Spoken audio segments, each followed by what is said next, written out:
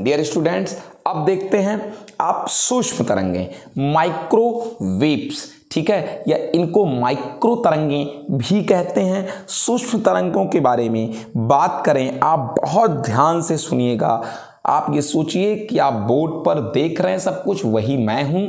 मैं बताऊं इनके बारे में कि इनकी खोज 1888 में हर्ट्ज ने की थी, खोजकर्ता हो गया। इनके तरंग दैर्ध्य की बात कर रहा हूं, 10⁻³ मीटर से 0.1 मीटर तक होती है इनकी तरंग दैर्ध्य, ठीक है ना। तो ये इनकी तरंग दैर्ध्य हो गई। अब बात करते हैं इनकी आवृत्ति की। इसी वक्त इनके आवृत्ति की बात कर लें तो इनका आवृत्ति 3×10⁻11 हर्ट्ज से 1×10⁹ हर्ट्ज तक होता है, लिखे रहिएगा कहीं।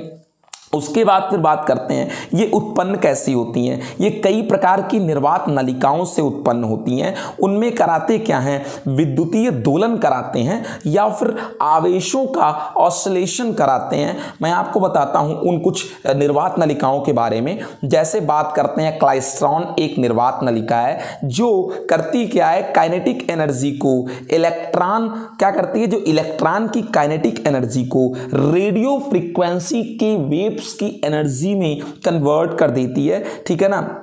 तो इसी का यूज करते हैं इसमें, किसमें, क्लाइस्ट्रॉन में। क्लाइस्ट्रॉन कैसे उत्पन्न करती है, क्लाइस्ट्रॉन इलेक्ट्रॉन की बहुत हाईएस्ट काइनेटिक एनर्जी को रेडियो एनर्जी के, रेडियो वेव्स की फ्रीक्वेंसी वाली एनर्जी में कन्वर्ट कर देती है क्लाइस्ट्रॉन। और अन्य निर्वात नलिकाएं जैसे मैग्नेट्रॉन, मैग्नेट्रॉन क्या करती है, मैग्नेट्रॉन भी इलेक्ट्रॉन के एनर्जी को, इलेक्ट्रॉन स्ट्रीम को ही मैग्नेटिक फील्ड के यूज से, ठीक है ना, किसी वैक्यूम वाले मूविंग प्लेस से गुजार करके इस इलेक्ट्रॉन स्ट्रीम को, कौन, मैग्नेट्रॉन, मैग्नेट्रॉन क्या करती है, मैग्नेटिक फील्ड का यूज करती है, इलेक्ट्रॉन की स्ट्रीम को किसी जो है वैक्यूम प्लेस से गुजारती है, जिससे होता क्या चीज है, उससे माइक्रोवेव जनरेट होती हैं। मोटी मोटी बातें हैं ये।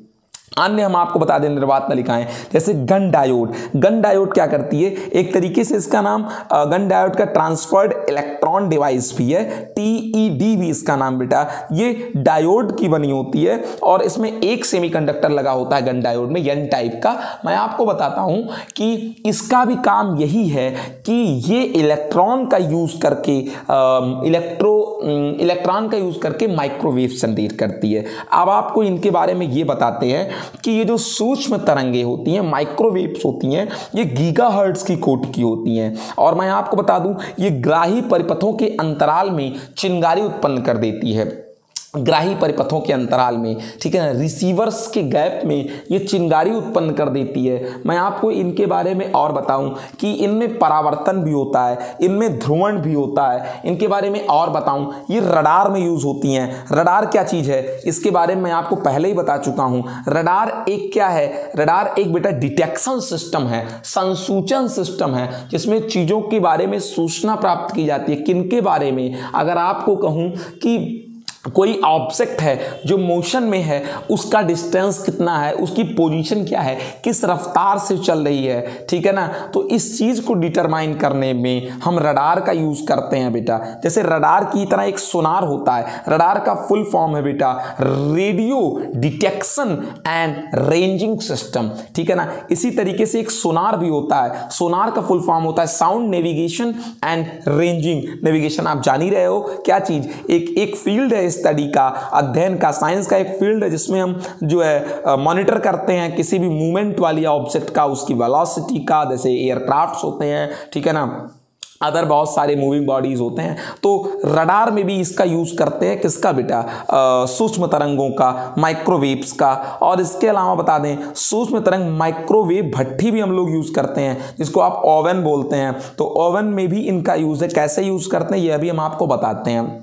और बता दें इनका उपयोग रेडियो टेलीविज़न में भी करते हैं, ठीक है ना, इनका उपयोग प्रसारण में, संचार में करते हैं, टेलीफोन में करते हैं, ठीक है। अब आपको बता दें इसका एक सबसे सिंपल उपयोग क्या, घर में जो है ओवन जो हम लोग यूज करते हैं, जरा आपको बता दे रहे हैं क्या चीज है ये बेटा ओवन। मैं बताऊं एक बहुत ही रोचक इंस्ट्रूमेंट है जो घर में यूज होता है। इसमें जो सूक्ष्म तरंगें चुनी जाती हैं, माइक्रोवेव्स चुनी जाती हैं, उसकी आवृत्ति ऐसी होती है बेटा कि वो जल के अणुओं की अनुनाद आवृत्ति से मैच कर जाती है। यानी जो जल के अणुओं की आवृत्ति होती है उतनी आवृत्ति इनकी रख दी जाती है सूक्ष्म तरंगों की। फिर होता क्या चीज है कि जब आप दो लोगों की आवृत्ति मैच करा देंगे तो काइनेटिक एनर्जी उनकी बढ़ जाएगी, गतिज ऊर्जा बढ़ जाएगी। इस तरीके से होता क्या है, जल के अणुओं की प्रभावी रूप से गतिज ऊर्जा बढ़ जाती है। अब जब गतिज ऊर्जा बढ़ती है तो उनका टेम्परेचर बढ़ जाता है, और जब टेम्परेचर बढ़ जाता है तो होता क्या चीज है, वो अपने आसपास के अन्य जो पदार्थ हैं उनको अपना थोड़ा टेम्परेचर हीट प्रोवाइड कर देते हैं,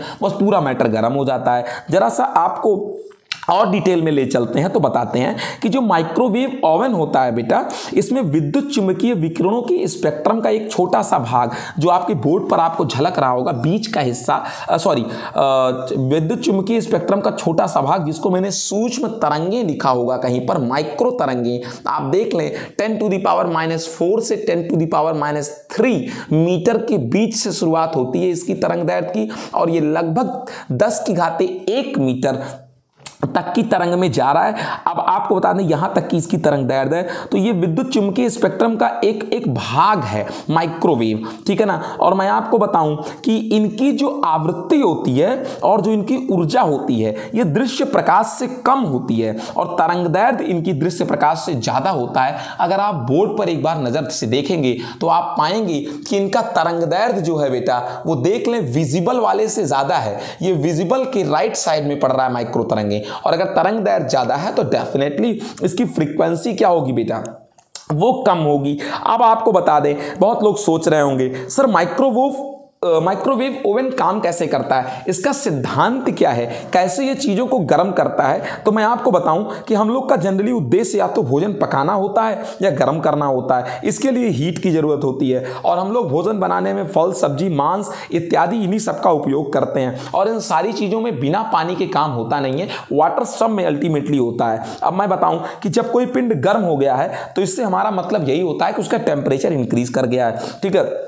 और टेम्परेचर इंक्रीज करने पर दुनिया जानती है कि जो सामान होता है, जो पदार्थ है, उसके घटक कणों की, अणु परमाणु आयन की गति बढ़ जाती है, यादृच्छिक गति, और वो तेजी से चलने लगते हैं या दोलन करने लगते हैं या घूर्णन करने लगते हैं। अब जल के अणु भी घूर्णन करने लगते हैं लगभग 300 करोड़ हर्ट्ज से, या सही कहें 3 गीगाहर्ट्ज से।